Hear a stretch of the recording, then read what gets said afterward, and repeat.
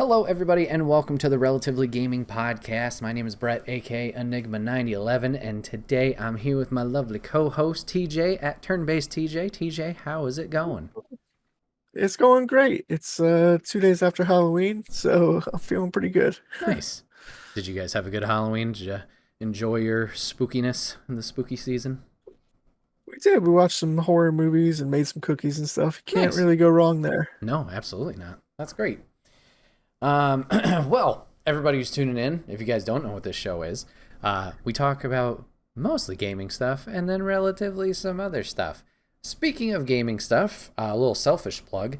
Coming up later in the month of November, November 28th and 29th, I'm going to be doing a live stream for Extra Life. So if you don't know what Extra Life is, it is a 24-hour block that you stream to raise money or try and help raise money for Children's Miracle Network hospitals.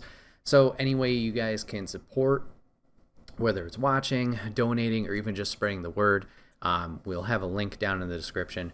It'll be there. We're going to have some streams coming up leading up to it. We got a Kingdom Hearts stream. We got a Lies of P stream. We got some online games. But the main big show is going to be on the 28th and 29th. So any support, like I said, you can toss my way, our way, would be greatly appreciated. I'm sure we'll be talking about it on the weeks to come as well. All right, enough for me being selfish and plugging stuff. Let's jump into the news. TJ, what do you got for news for us this week?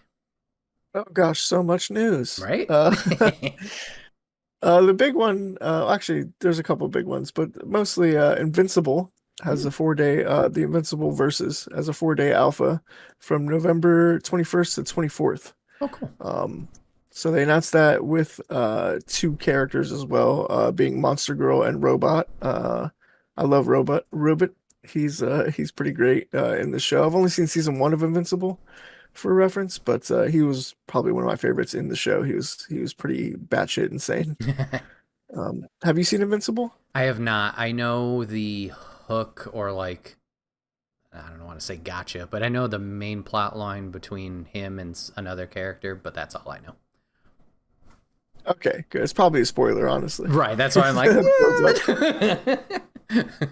I know things. So that game looks really good, though. Looks like they're adding in a lot of characters from the second season and just like the extended lore, so should be pretty cool. Um, my favorite piece of news this week, though, is that Animal Crossing, New Horizons, gets a 3.0 update. But it's not going to be until January 15th, which kind of sucks. But however, there is a lot of great stuff in there, up to 9,000 storage space in the player's home, multi-crafting. There's going to be a new hotel called Captain's Family Hotel on the pier, more Rossetti services, and then the big one is Slumber Islands, which are separate islands that you can make and you can design and craft, so you don't have to like start over a new game to like get a new island to design. Very cool. Yeah, I saw that announcement too and was stoked. But yeah, I didn't read into it. All those things you just said sounds really cool. That's a lot that's coming to it. So cool. Very awesome. Yeah, I logged into New Horizons this morning just to say I didn't realize the update wasn't until January when I Okay, did so, gotcha. but I just wanted to see what was going on, and yeah, I had a lot of weeds to pick on Oh, my I bet. island, that's for sure. It's been quite a minute. Mm-hmm. Um, on the negative side of news, a new report by Business Insider, several unnamed EA employees complained about the mandate to increase AI usage in the company, all across EA. According to these sources, AI programs like the in-house chatbot Reef GPT are being pushed into just about everything, from code to graphics to more. So that's pretty disheartening. Mm-hmm. So we're seeing layoffs in the gaming industry even when a game is successful. So to see them pushing more towards AI is very disheartening, especially because I don't know about you, but I consider video games to be an art form, and the less artificial intelligence we have in art, the better, in my opinion. Mm-hmm. So Mm-hmm. Yeah, I'll flip it here. Did you see the GTA, one of the upper leads of GTA, their comments about AI? no, I did not. They're like, we can't make GTA with AI. We need people to make this. So I thought that was pretty cool that Rockstar came forward with that. I feel like there's been another company recently that's been struggling on their AI front and has been kind of getting the backlash of it in terms of the technical side, how it's not working, and I'm curious of when the bubble's gonna break and they're gonna realize, like, we've talked about it a little bit, we haven't deep dived, like, AI to help the process of game developers, good. As tools, good. As replacements, bad. So I'm just curious when that bubble's gonna break and these studios are gonna realize, oh shit, you know, this isn't as of a great path as we thought it was. I mean, the main thing we can take out of this is, you know, support creators, support indies, support small developers in this time especially, because, yeah, it's just getting more hectic with the layoffs over time and these AI initiatives taking over, so we'll see. Yeah, absolutely. I think that's a great comment by the lead director of GTA there, or Rockstar, whichever you had said. That's kind of perfect where you do need people. However, maybe Rockstar could use some AI because it's taking 77 years for GTA 6 to come out. Sure, yeah. There's a lot to those games. Maybe they could speed up the process. Mm-hmm. But yeah, there's a lot to those games, so it's understandable, and it is going to be a ridiculous game when it does finally come out. So that makes sense. On a more positive, lighter note, though, Ghost of Tsushima gets an update that makes it Steam Deck verified. Cool. And has Steam Deck graphics mode. So that game in handheld, I can't even imagine. That would be incredible. Yeah, very cool. Nice. I didn't realize that. Yeah, I might have to get me one of them Steam Decks just to check out Ghost of Tsushima on there. They're pretty good. Be pretty cool. Yeah. And then the last piece of news I have is just selfishly, Marvel Rivals sees almost doubling of players on Steam due to the Zombies PvE mode getting added. All right. And as I had messaged you, Alf Podcast, earlier, they were adding like Galactus Gift 2, and they have that whole spooky Candyland board or whatever it is mode they attached to the Zombies mode. So it seems like they're trying to keep around some players that they're getting from the surge of the PvE events, which is good. That makes sense. Yeah, I know we talked about it as well. It's like with that player dip, it seems like they're also making skins a little easier to get, or at least the credits, the in-game credits to get those skins. Because I know personally that was something I was like, these are all really cool, but they're really expensive if you wanted to spend, obviously, real-world money to get them. It seems like they're tinkering around with that to try and get the player base back, along with this new game mode. Granted, it's limited time, but hopefully they can keep the trend upward of getting that audience back, and hopefully it's not too late for them. Yeah, and I will say, I mean, I know I've played Marvel Rivals quite a bit, but I've got like 6 or 7 skins that I haven't paid for any of them. Right. So it's already was kind of a pretty good value proposition, but now they're really inflating those numbers. They're jacking it up. I'm gonna be able to, if I do the Galactus Gift 2, I'll be able to get 2 new costumes just from doing that alone. So it's pretty incredible. Yeah, definitely. It's very rewarding, like knowing that your time is getting, you're getting something out of it. So very cool. Yeah, for sure. That's gonna be it for me for news this week. What about yourself, Brett? All right, I'll start off with some indie darlings. Peak, the mountain climbing chaos co-op game, is getting a new biome for the game that is coming out very soon. As of release, it will be coming out Wednesday, so November 5th. So you have a new biome to climb with your friends and hopefully not fall a bunch like I did. We have our friends over at 6-1 Indie. They have announced their first game for 6-1 Publishing. It is Blue Ridge Hunting. They had a teaser that went up on Halloween itself after a big 48-hour countdown. Blue Ridge Hunting is a co-op horror game set in the Appalachian Mountains, home to legendary cryptids and unexplained phenomenon. Play solo or with friends as you investigate, document, and take down terrifying creatures lurking in the shadows. So like I said, this is their 6-1's first game that they're announced on their publishing side, so congrats to them. And then congrats to the dev. I'm sorry, I don't have it in front of me for Blue Ridge. I think it's a solo dev. But congrats on them for this. They have the game on Kickstarter right now, so if you want to go support there, you can do that. And also the demo is live now on Steam if you want to get your hands on it. So shout out to them. In terms of a news story we talked about a few weeks ago, the Pokemon patent for the catching mechanic, apparently not going Pokemon's way, and they're getting shut down by Japan. So we don't have to worry too much about the capture mechanic stuff, at least right now. Other teams like Pal World, and you mentioned obviously a lot of games before it had this same mechanic with Persona and Shin Megami Tensei. So I don't know too many details about that, just kind of saw it in passing and thought I would bring it up as a follow-up. So sorry, Pokemans, you can't have all of it. Yeah, I can't catch all the patents. Exactly. See, you're on top of it. I could have done that. Nope. And then the last piece of news is a bigger one. But Resident Evil 9 Requiem pre-orders have gone live. There's a bunch of different versions you can get. In the deluxe edition, you get the base game. Obviously, you get 5 costumes, which they're showing one for Grace here as Lady Dimitrescu. You'll get 4 weapon skins. You get 2 filters, 2 charms on your gun or weapons. You get an audio pack, and you get files. I also saw that there is a pre-order for Switch 2, which includes RE7, RE, and RE9. So if you want to catch up on your Resident Evils on Switch 2, you can do that. And there's also, if you don't want everything, there is a Steelbook edition available as well. So yeah, Resident Evil 9. I think they also have a showcase coming up.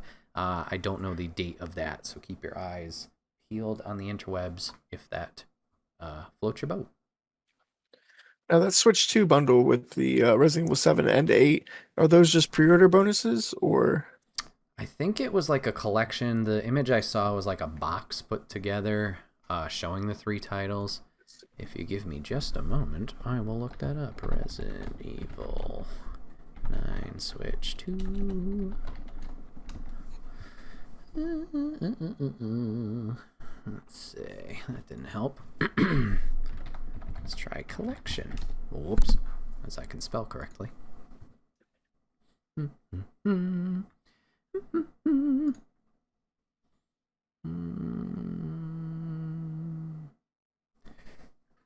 Excuse me.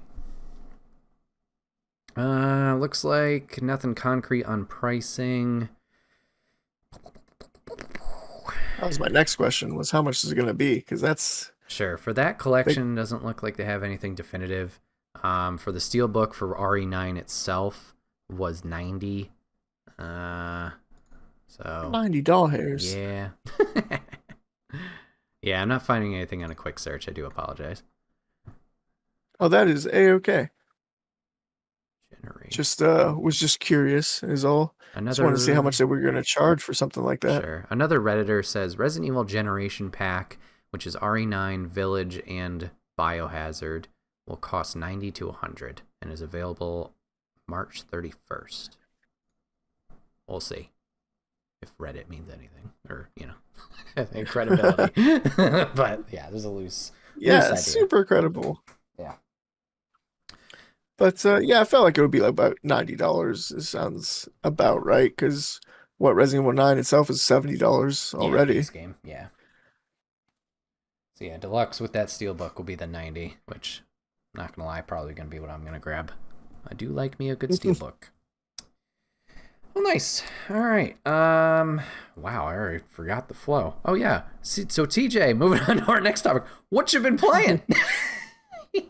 Oh gosh. Well, I've been having a heck of a week, so I really haven't been playing much. I feel like I've just been playing a lot of casual games. I mentioned Animal Crossing. I did fire up Animal Crossing for a little bit. Been playing the Marvel Rivals, trying to get some of those skins and things like that. I was playing Metal Slug Tactics, which you would think would be right up my alley because I love Metal Slug. I used to play that in the arcade all the time. And then I love tactical games, so you would think that that would be right up my alley, and especially because it plays kind of like the game Pathway, which I don't know if you've ever heard of, but it's like a roguelike turn-based strategy game, kind of in the vein of like Indiana Jones, but you're on a grid and you have those kind of XCOM style combat. So I thought it was going to be like that, but I gotta say, I really don't like the game at all. Okay. Metal Slug Tactics, which it's a little disappointing, especially because I think it was like $30. But it's just it's just I don't know, something about it, something about the way the maps are generated. It's like it feels like the odds are stacked against you so heavily Okay. that you have to play almost extraction style. When I kind of want to play like an even fighting map. I don't know.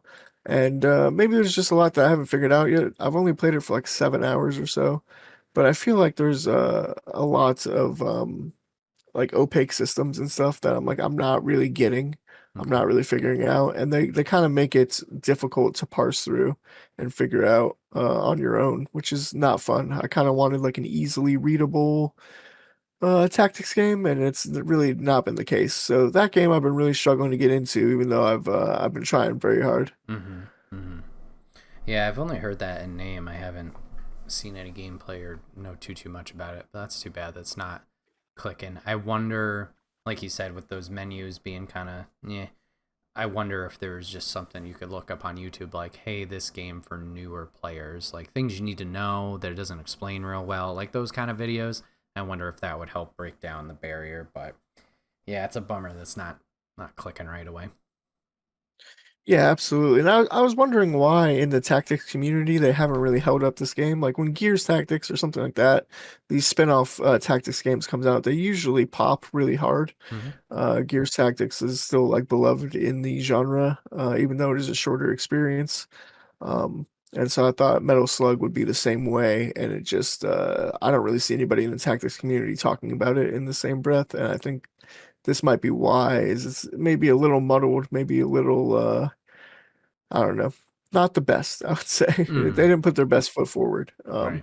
Which I don't even know who developed it. I know SNK did publish it, obviously, but I don't know if it was the regular Metal Slug devs who did it or what happened. But just not been enjoying it, and that's a shame. I think you're right with those YouTube videos. That's probably the way to go, is to look up some YouTube videos and stuff Mm. and maybe see. But yeah, just haven't felt motivated to do so. Yeah. Yeah, it's hard when the game doesn't give you much there, and you shouldn't have to do homework to play the game. Like, it's different if it's like end game theories, you want to see what people are talking about. Like, that's different because they keep it, is it ambiguous, is the word? But if Yeah. it's just like how you're going to play the game and they keep it weird there, it's like, no, you want to like hook line, reel me in here. So I can totally understand why the motivation wouldn't be there. Yeah, just a bummer. Yeah. Yeah, and it's a roguelike, which is also up my ass. So I'm like, oh, come on, it's got everything I want. I Right. want, and I love this franchise. I'm like, please hook me, and it Mm-hmm. just won't do it. Um, Other than that, I've just been playing some a little bit of Luminous before I go to sleep. So, little puzzle game, little sneak preview for earlier, Mm. or for later. Sorry, uh, not earlier. That's not how time works. But yeah, a little sneak preview for later. Um, yeah, I've just been playing some Luminous, the remastered of one. I love that game. I'm getting a little sick of the songs, though. I'm not gonna lie. Mm. I've played it too much, and I'm only like 53% of the way through the challenge mode, which takes like 45 minutes to get through, or like an hour, which is pretty long for a puzzle game, I feel like. So I just can't advance past that point and unlock the other songs. It's very frustrating. Gotcha. But it's been a pretty fun experience just getting back into Luminous, trying to do that, just playing for like, like an hour a day or so. Cool. Very nice. What about yourself? What have you been playing? So I'll shout out Power Wash Simulator 2 again. Still cranking away at that. I was hoping sounds weird because it's an experience I don't want to finish, but I'm like, I feel like I could get through the rest of it in a way. But I'm having a great time with that. The different brushes, the different sprayers, continuing to impress me of like, oh yeah, I should upgrade this a while ago because just blast through grime and dirt really easily. I have noticed another thing with Power Wash Sim 2 in comparison to the first one. There's a lot more moving components in this one, where either elements of the level you can move or have moved during it, or it will have like a compartment can open or a door can open and leads to a whole nother section that needs to be cleaned. It's a small touch, but I really appreciate that. I'm paying a little bit more attention to the story too. Yes, there is a story in these games.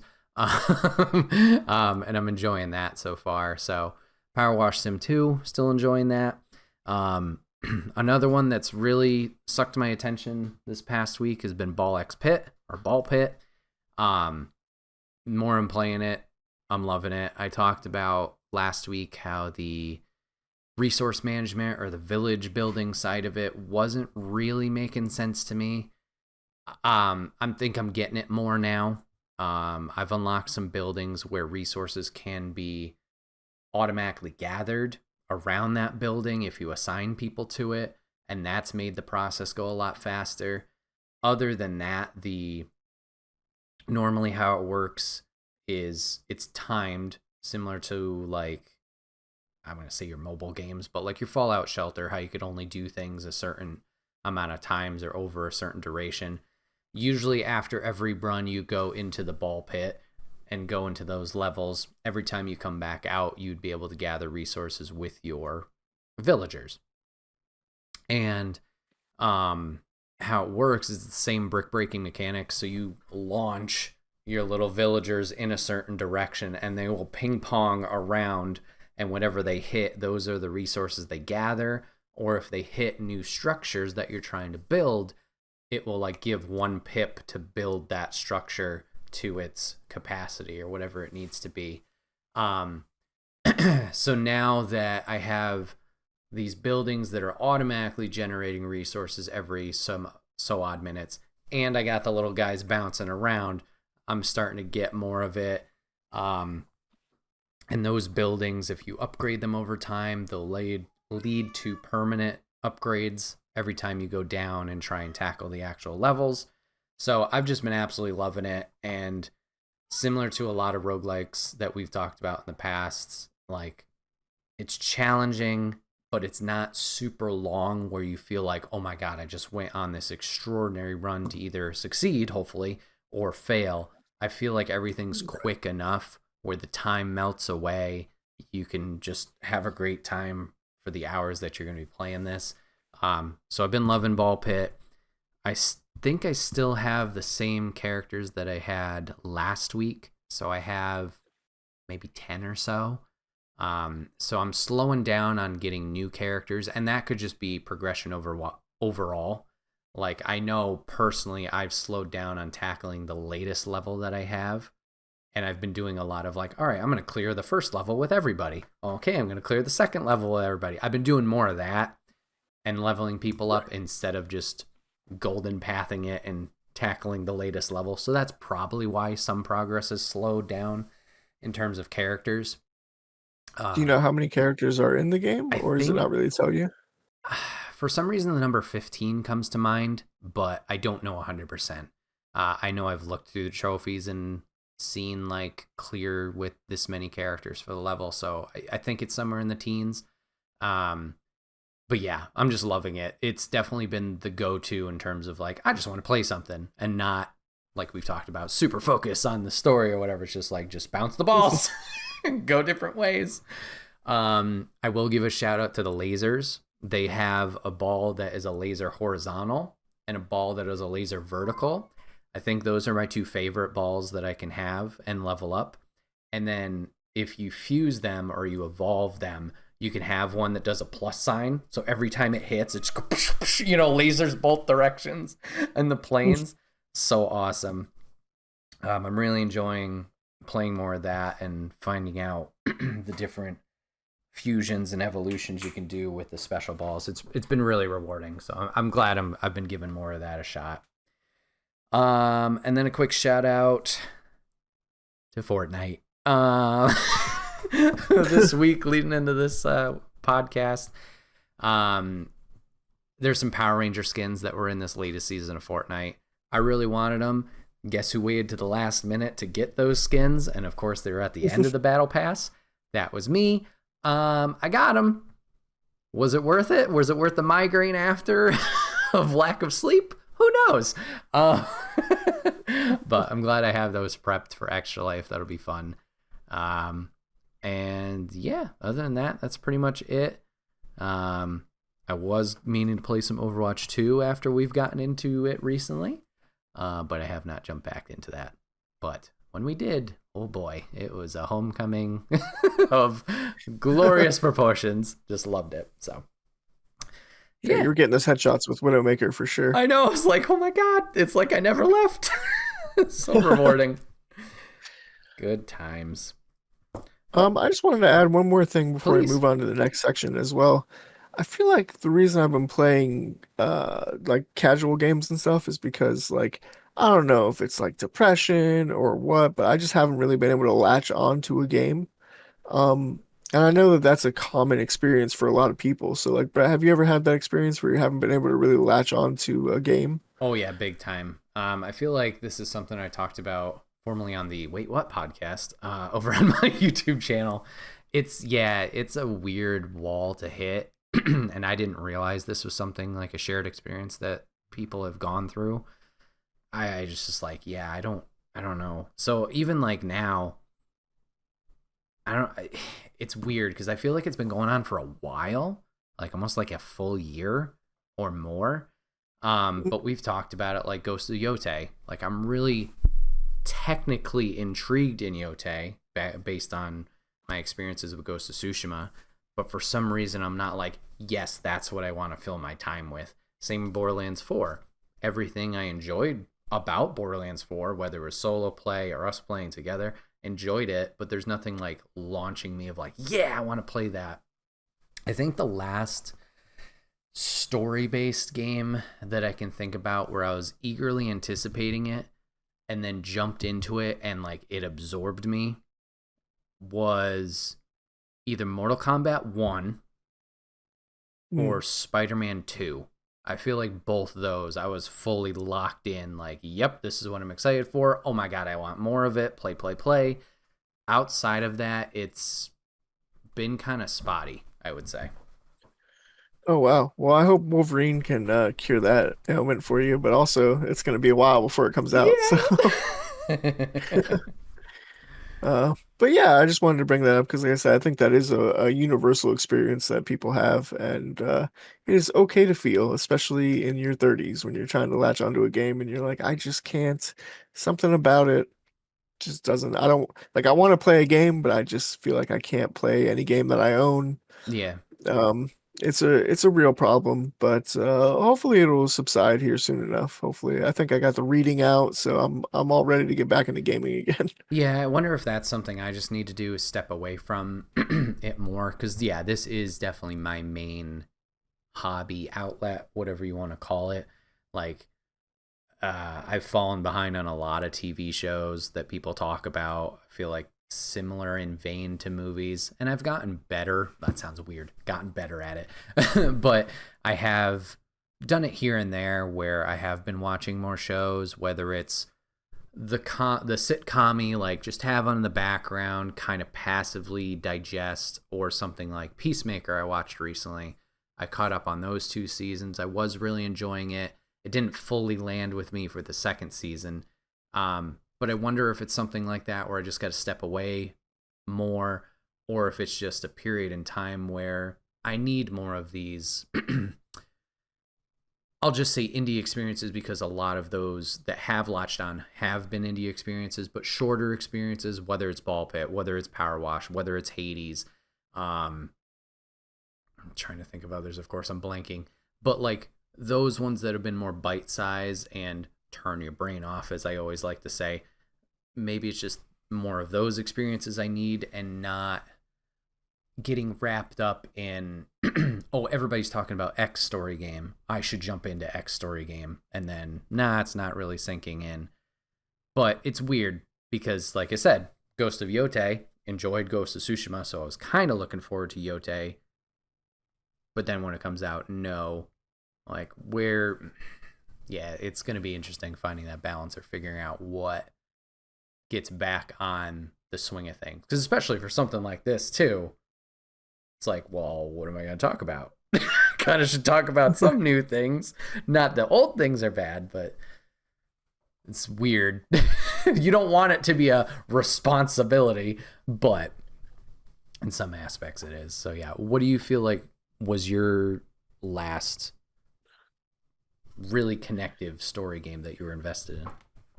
Ooh, story game. I was gonna say Absalom, but I guess that's not really a story game because that's really I mean, still. there's kind of a story in the background, but it's mostly a beat 'em up. So I guess Borderlands 4. And I feel like I rode the high of Borderlands 4 and then Absalom, and then just kind of crashed afterwards. And it doesn't help that I can't return to Borderlands 4 because my computer hates me. Right. So, like, I can't. I was enjoying. I made a new character and I was playing through, and I was enjoying that experience, but I couldn't. I couldn't continue with that. So I feel like that maybe is contributing quite heavily to it. That was definitely my last game. That's which I'm very fortunate that you're talking about Spider-Man 2, so that's like a while ago. Yeah. Yeah, I get what you're saying though, because it's such a good experience that afterwards it's like, oh, what fills this void? Because that was Spider-Man 2 for me. I was like, everything clicked. I loved the main story. I loved the side missions. I loved the adjustments they made to the city. So yeah, then you're done with it. You're like, ooh, how do I get to that high again? For lack of a better Yeah. term. Yeah, I know it is that gaming bliss that you're trying to reach where you're just like it's like I get home from work now and I'm like, oh, what am I gonna do with my time? But Sure. whereas like when Borderlands 4 was out, it's like, no, I know exactly what I'm doing from this time to this time because I'm playing Borderlands 4 and I'm gonna play it as much as I can. Right. Um, so like yeah, just determining, how you're gonna spend your time, what you're gonna do. Like it's always good to be like, no, I want to be doing this. Mm-hmm. And it feels bad when you don't know what you want to be doing. But I've downloaded some other. I just re-downloaded Final Fantasy VII Remake. I tried out Cyberpunk on my computer. It didn't crash, so Mm-hmm. maybe I'll start another like a fourth playthrough of Cyberpunk. I don't know Mm-hmm. how many more skill trees I can go through in that game. Um, but yeah, I don't know. I think it's just like I said, it's just a weird universal experience.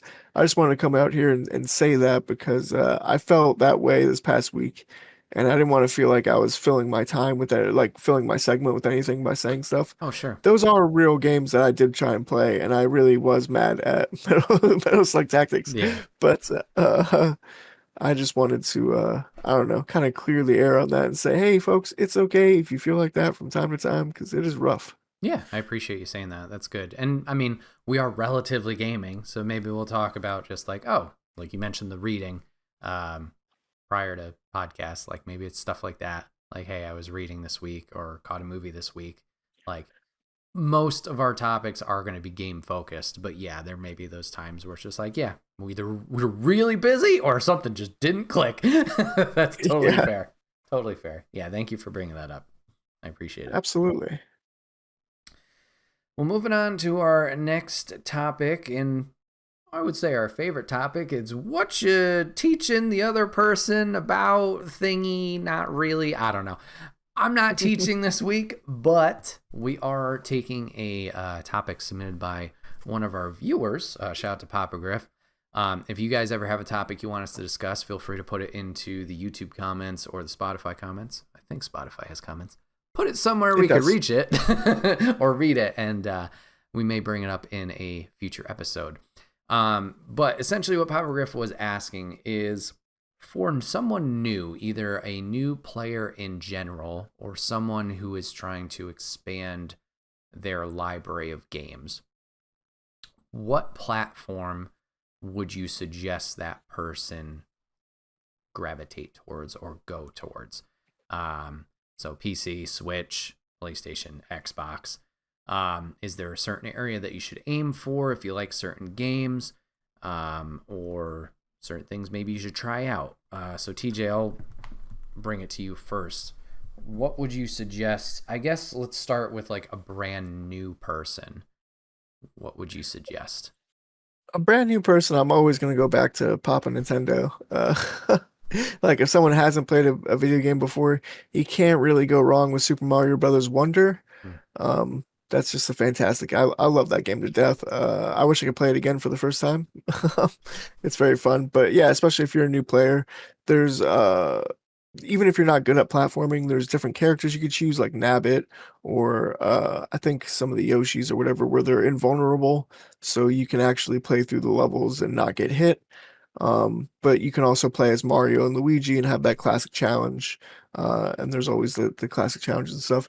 Not to just talk about Mario Wonder in general, but just yeah, Nintendo. I feel like if you're gonna play your very first video games, I mean, we were talking about it. My very first video game was Super Mario Brothers, the original one, and I think yours was too, if I'm Mm-hmm. not mistaken. Correct. So that's like a great place to. That's a great jumping off point. Haha, see what I did jumping off. All right. That's a great jumping off point. And then as well with Nintendo, they kind of cover every genre. If you want a racing game, you can do that. If you want an RPG, they have plenty of JRPGs. And now they're dipping their toes into, they're finally getting Western RPGs. You could play a Skyrim, or I guess I don't have Fallout yet, but you could play the Outer Worlds on there. You could play Cyberpunk on the Switch too. Um, you could play those types of games, or you could play, fighting games. They got Super Smash Brothers, obviously, which is probably the best fighting game to start with because it is very user friendly. You just push the direction of a button and a button.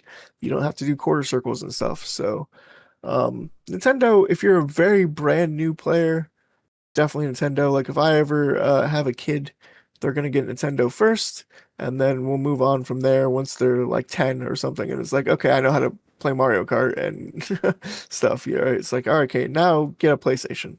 Now you're playing with power. Um, although I will say PlayStation also not a bad jumping off point because they do have Astrobot. Is that the game? Yes. So they have their own platformers and stuff like that, that you could play some Ratchet and Clank games, some stuff like that, where it is still friendly to beginners, and then you can branch out. Well, PlayStation, I feel like, has a higher ceiling for where you could go afterwards, whereas Nintendo's kind of capped early on, but PlayStation, you could all of a sudden you're playing Ghost of Yotoi, where you really have I know I mispronounced that, but where you could have the different controls and stuff on there. There's like a lot of different controls when you're playing a game of that level. Um, so you could go up to something like that. So I don't know. All I will say is definitely not PC because it's the most expensive to go off of, and it's also the least user friendly. Mm-hmm. So it has both of those. While you do have the widest berth of games available to play, it is, like I said, it is the most expensive barrier to entry and the least user friendly. And sometimes your computer breaks like mine and you can't fix it. So, Yeah.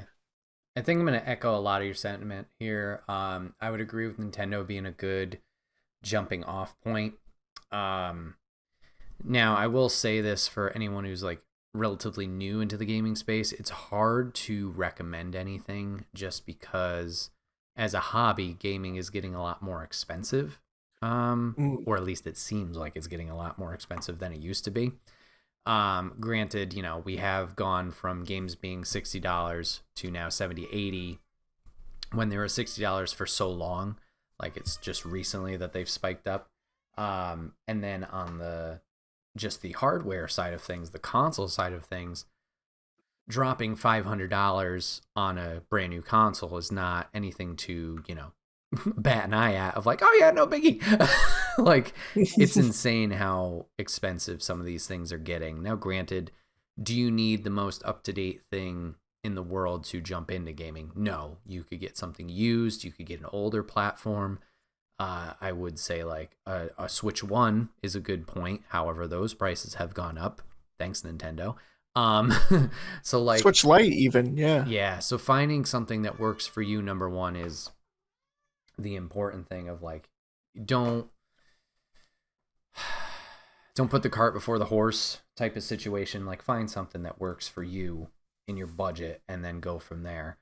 In terms of games, I agree. Nintendo is probably a good starting point. You mentioned the platformers that can get you kind of, used to the game mechanics and timing and spatial awareness and all that jazz. But also, like, I would say their characters and their library of games is going to be more user friendly. Nintendo typically, they aim for kids. I'm not saying everybody's got to play kid focused games, but usually those things are going to be a little bit more hand-holdy, a little bit more user-friendly, so you can get used to things, build upon those skills, and go from there. Not everything's not saying these games don't have challenge, because they certainly will, especially later on as Artemis attacks me with his tail. Um, it has a nice balance of welcoming, learn, then challenge, I feel, afterwards. Um, and like TJ said, it also has a good breadth of games there that are available. Now, the Switches aren't, in comparison to other things, the most powerful. So while you are now getting more experiences available to you, we'll use the Cyberpunk as an example. Like Cyberpunk, obviously very technically impressive that Project Red has put out. However, at this point, was it 5 years old? Something like that. So like, Mhm. it's taken them a little time to get the quote unquote newer experiences on a console of theirs that works.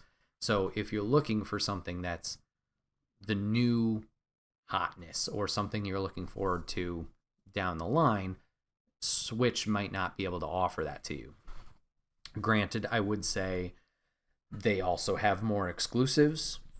Now, exclusive is a weird word, as we celebrated Halo coming to PlayStation last week. Like, it's becoming more and more of a distant word, or rather something that's in the gaming ecosystem now. But I would say Nintendo still has a pretty strong lockhold on their IP, like Mario, like Donkey Kong, like Zelda.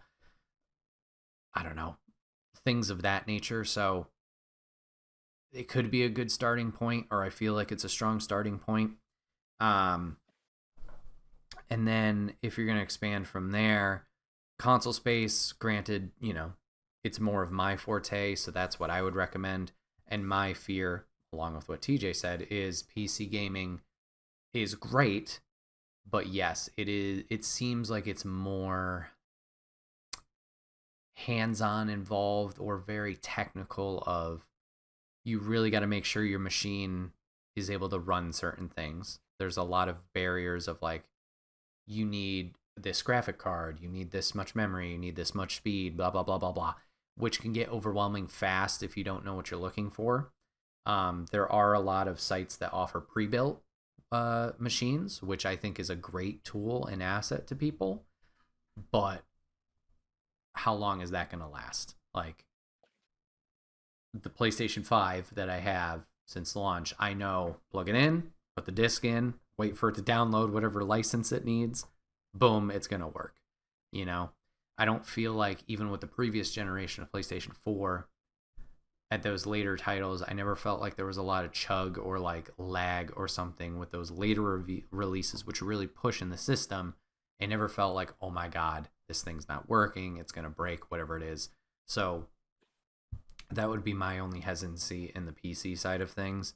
So yeah, I'll just echo everything you said. Like, heavily agree. If you're new, maybe that's the avenue you go.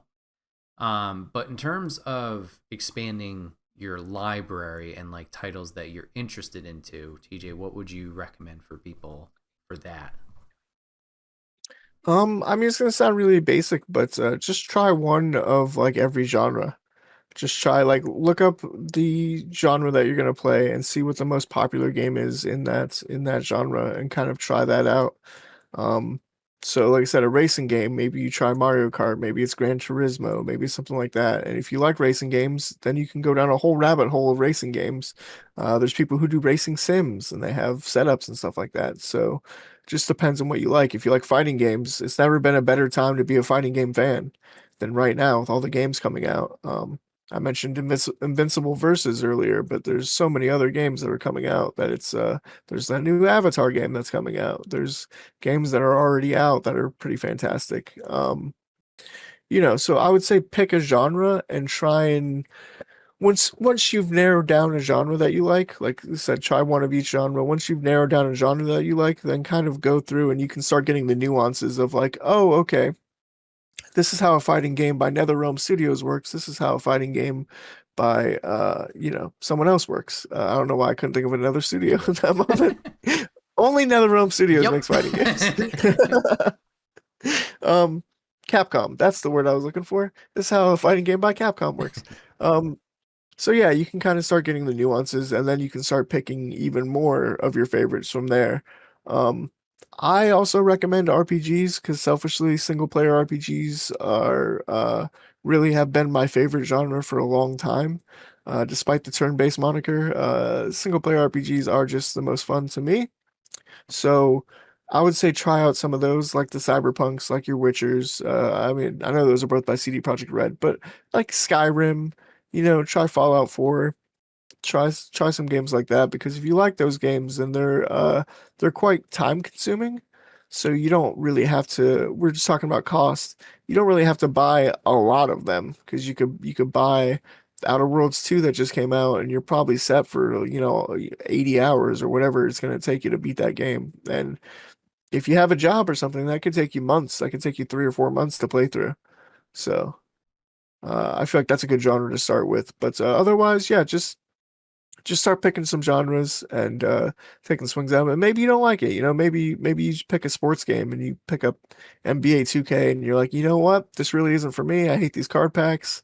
I hate the multiplayer is toxic, and then you just move right on. But that is harder to recommend again when we're talking about $70. But Right.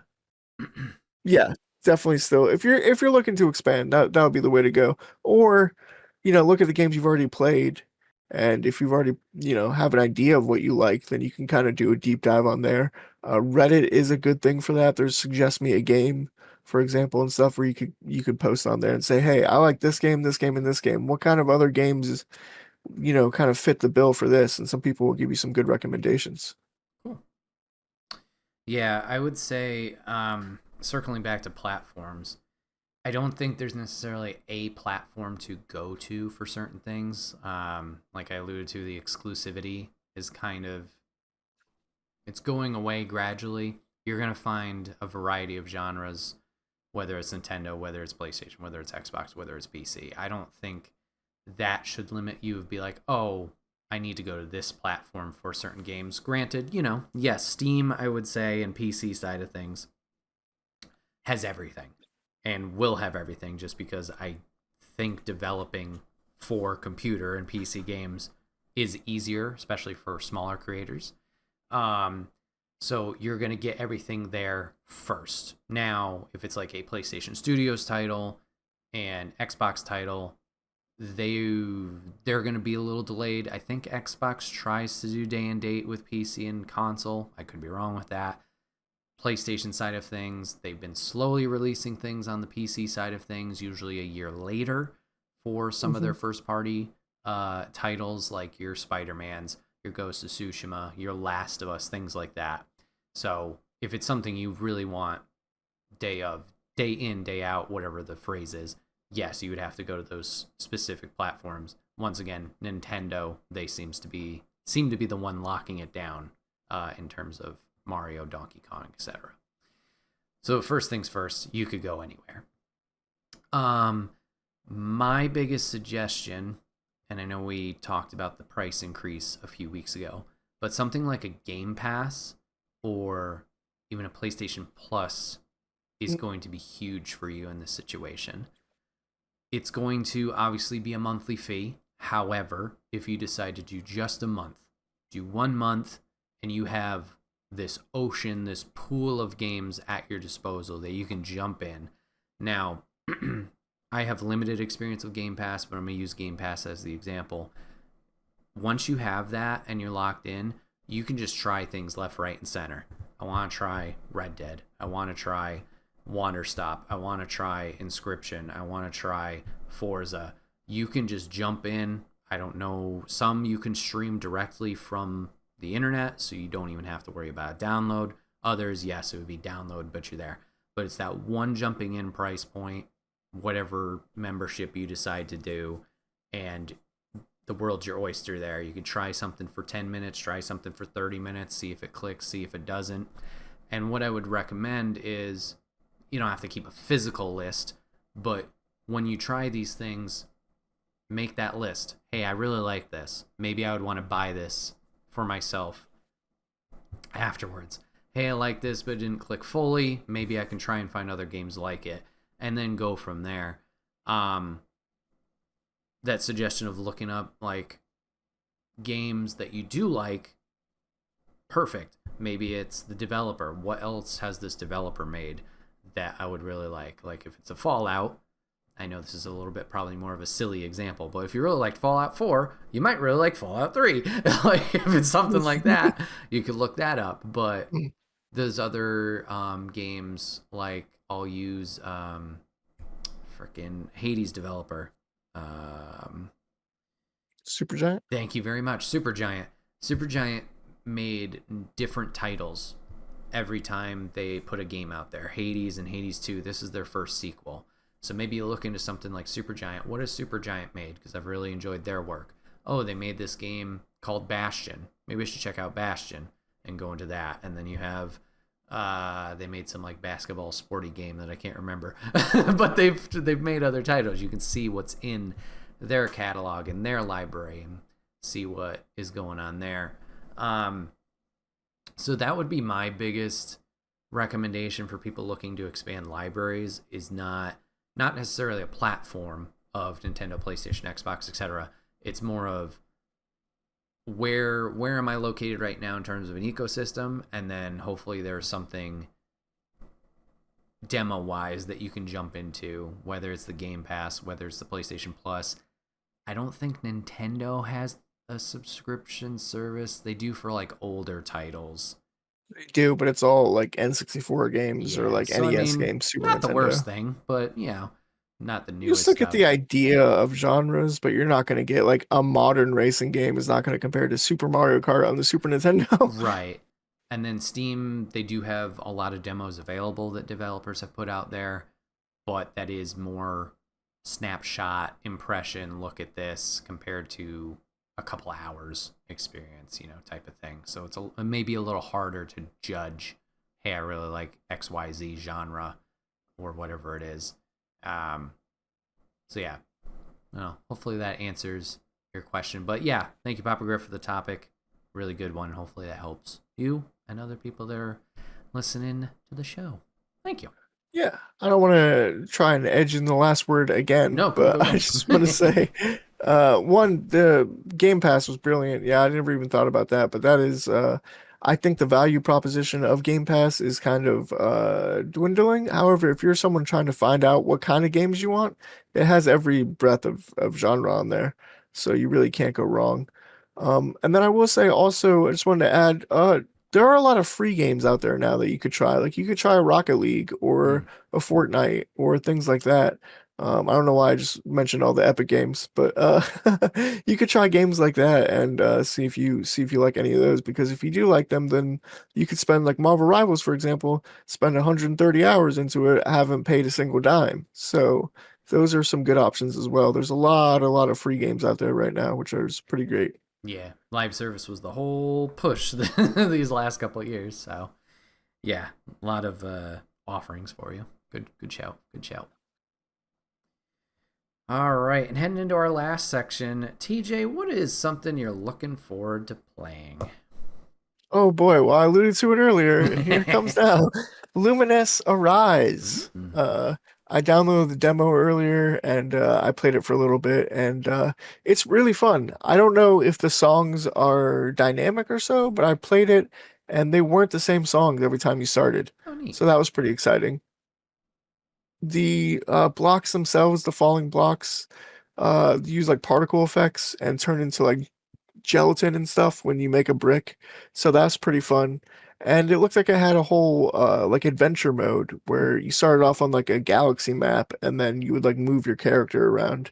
And that seemed pretty exciting too, instead of just doing the generic challenge mode over and over and over again. It seems like there's like a little bit of an adventure mode where maybe if I die, I don't have to go all the way back to the first song. I can start where I left off. Okay. Which would be really exciting. So, honestly, the game looks incredible. Luminous is my favorite falling block puzzle game, which I know is a very specific, very specific niche genre, but or not niche, but just specific subgenre. I like it more than Puyo Puyo. I like it more than Tetris. I love me some Luminous. So I hope that it is as good as the demo made it seem when it comes out, and I can't wait to play it. Have you had any experience with Lumines? I do remember seeing the announcement for Rise and a lot of people in the PlayStation community being excited for it. Is it Tetris or is it Match 3 or what's the concept of gameplay? So you want to make bricks of four. So Okay. you drop bricks of four, and they're different colors. They're one of two colors. Okay. So it can be like a split down the middle, 2 blocks and 2 blocks, or it can be like 3 blocks of one color and 1 block of one color, or whatever. And then when you drop them, you want to make other entire blocks of four. Okay. So all four together. So it's kind of like Tetris. Um, to throw in a monkey wrench, there's also a line that goes past the screen every couple of seconds, and that erases your combos in progress. Oh. So you want to try and build up the combos as quickly as you can before that line comes and wipes away all of your progress and combos that you built up. So it's not like Tetris where the screen clears when you've cleared a line. It just clears whenever that line comes past, which is cool because with different songs, they change up the tempo Hmm. of how fast the line goes across, how fast the blocks drop. So there's one in Luminous Remastered, which I love and hate. I love to hate, where it's the line just crawls across the screen. So you'll have all of these blocks built up that are all done and completed, and you're just like waiting for it to erase the blocks that you have because you have no more room. Hmm. And you're like, come on, please. I've done the combos, and it just won't erase them for you. So sometimes there's that. Sometimes it's just like flies across the screen and you can't like set up a combo because it's going so fast. So it's pretty interesting. It's pretty fun. It's a good combo of like Tetris and like its own original ideas. Oh, very cool. Is that later this year or is that next year? That is later this year. I Oh, think it's nice. next month if I'm not mistaken. Let me just Okay. check it out real quick. Luminous Rise release date. I can type. Oh, Yeah, it comes out in 2 weeks, November 11th. cool. Very nice. I'll be playing that over the holidays for sure. Hell yeah. Very cool. What about yourself? What are you excited for? So one of mine this week is a backlog title that came out this year. Um, Played it during Steam Next Fest, I believe, last year, and then played it a little bit on stream. But this is a game called Wanderstop. And I wanted to give it a shout, especially as we approach like kind of game of the year discussions or time period, because I'm sure we'll be doing some episodes about that. But wanted to give this one a shout because I don't know if it will make my list just because it kind of went by the wayside. But what Wanderstop is it's you're a warrior girl and you kick ass all the time and you're really happy with everything, and then you finally lose, and then it kind of hits your mental fortitude, and you keep losing, and it takes a toll on you until you eventually leave this like fighting grounds or whatever it is, and you're just trying to figure out like how do you get back to that tier that you were at in the fighting realm. And as you're running through the forest, you kind of trip and fall, and you just are exhausted with how much you're putting yourself through it. And a gentleman who I'm forgetting the character's name, but he's such a sweet guy. He carries you and brings you to his tea shop, and he's like, "Hey, are you okay? You kind of just passed out. Like you got to take it easy here, Chief. Here's some tea." Um, and he's like, "You can stay here as long as you want. Rest up and whatnot." And essentially, what the game is just you learning how to deal with burnout and learning how to take a step back, relax, calm yourself, and learn how to grow from there instead of just forcing it. Um, so in terms of gameplay, it's just a tea management sim. You learn how to make the tea, you're gathering stuff, you're growing plants, and you're serving different customers who come in who have their own struggles and learning about their stuff and trying to help them out. I played it for a few hours and really enjoyed my time with it. It was just one of those things that slipped away. And the next thing had come out and I had moved on past it. But I definitely want to go back to this and give it a shot. We had talked earlier how like that wall hits of like, I don't know what to play and stuff like that, and like the mental struggles there. And I know both of us have dealt with, mental stuff bigger than that outside of this. So I think this is one of those games that will be really a good one in terms of like a personal connection. Like I think it's really going to speak to me and like help. Um, so from what I've heard of other players' experiences, like this is something I want to make sure I give the time when I have the time to get back into it and just sing its graces for like what these developers have done at, I think it's Ivy Road, because I know it's not an easy thing to discuss, and especially also transfer into gameplay of like, this is a game you're playing, yay. So I just wanted to give them a shout, and because I know it'll be one of those things that comes up towards the end of the year of like, oh yeah, that came out, but might not reach everyone's high of list because of time away from it and just the amount of other titles that have been coming out this year.